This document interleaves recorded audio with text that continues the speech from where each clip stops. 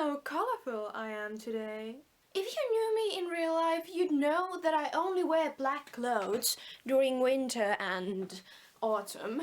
So this is something new and special. And it was on sale at Monkey. I am a sucker for Monkey. Ooh, cat! Hello friends! Happy New Year! You read the title and you know what's coming. I wanna talk to you about my favorite books of 2015. I tried to cut this list down to 5 books, but I failed miserably, as you will see. Just to be clear, these books are no in particular order except for my favorite book of the year, because it is the number 1 and the others are number 2s. Anyways, let us get started. First things first, I loved The Master and Margarita from Mikhail Bulgakov. I think I talked about this in a couple of videos back, but I read it this year and I loved it. Anyways, this novel is a satire that criticizes the Soviet Union and, well, its way of life. It basically tells a story of Satan and his companions who arrive to Moscow. I mostly enjoyed it because it was so ridiculous. It was so funny and so shocking and so weird. And I like weird. And even though I love fast reads, I love me some chunky books. The second book I'm mentioning is also a chunky one, and it is The Cloud Atlas by David Mitchell. The only reason this book wasn't my favorite book of the year is because I had already seen the movie before I read this. I was so sad because the book is so much better than the movie, and I thought the movie was good, and it doesn't follow the story at all, or almost at all. Only tiny bits are the same. Anyways, how do you describe this book? This book basically tells stories of different people from different time periods, and somehow all these people are connected. Their stories collide even from centuries and thousands of years apart, and well, it's just so clever. I love this novel for its storytelling and especially for its characters because they were so unique. I especially loved the little dear queer composer from 1930s. He was so sweet and so tragic. Third book mentioned, and once again very chunky one, is All the Light We Cannot See by Anthony Doerr. This book so much reminded me of one of my favorite books, The Book Thief by Markus Zusak, but not in a bad way. Just like The Book Thief, this book also happens during the World War II. Its story follows a young blind French girl and a young German boy who joins the Hitler Youth, and how these two people somehow meet and how their worlds collide and how they survive the war. Just like The Book Thief, this one was funny and heartwarming and goddamn heartbreaking at the same time. The next favorite of mine was The Sense and Sensibility by Jane Austen. Just like The Cloud Atlas, I fell in love with the characters of this novel. Especially the ridiculous minor characters that just couldn't help but interfere in everything. As I've said in one of my previous videos, I'm not sure if I love the book or the movie adaptation of this book more. I do enjoy my books though. The second last book that made my favorites list this year is Sputnik Sweetheart by Haruki Murakami.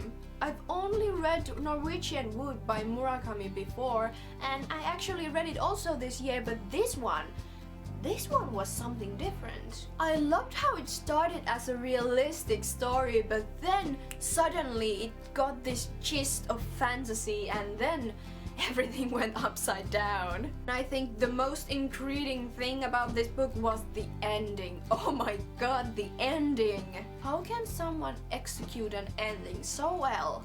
How? As a person who writes herself, I do not understand.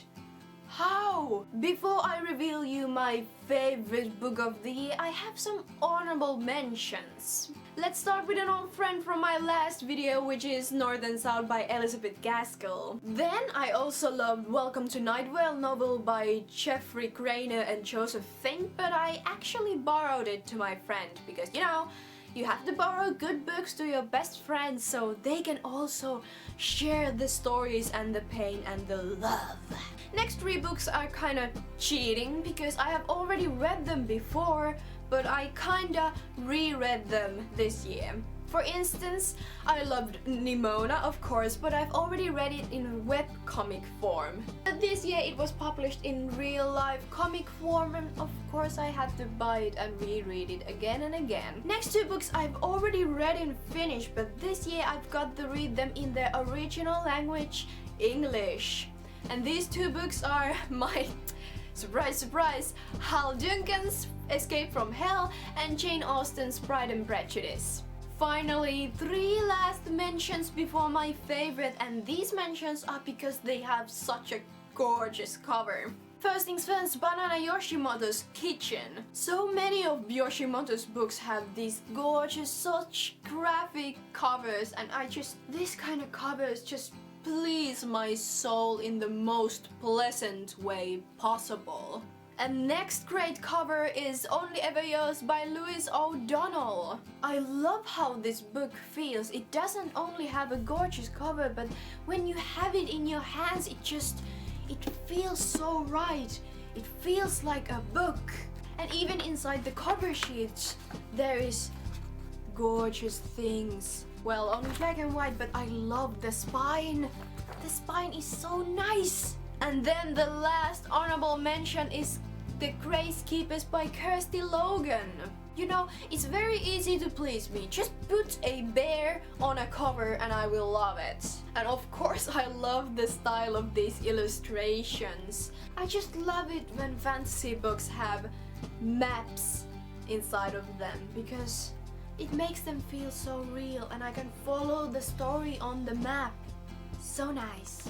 And now, the moment you've been waiting for. My favorite book of 2015. It is The Unit by Ninni Holmqvist. I didn't expect much when I picked up this book.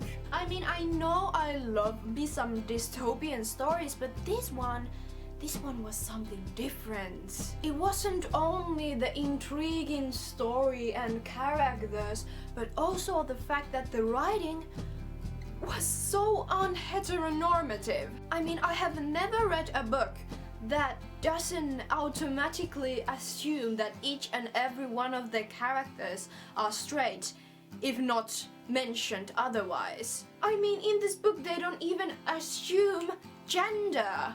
They leave that open as well. Who does that? I want everyone to continue doing this. But the story is basically about a dystopian Sweden in which if you are not needed, aka if you do not have children or a lover or such, in the age of 50 or 60 you are sent into the unit.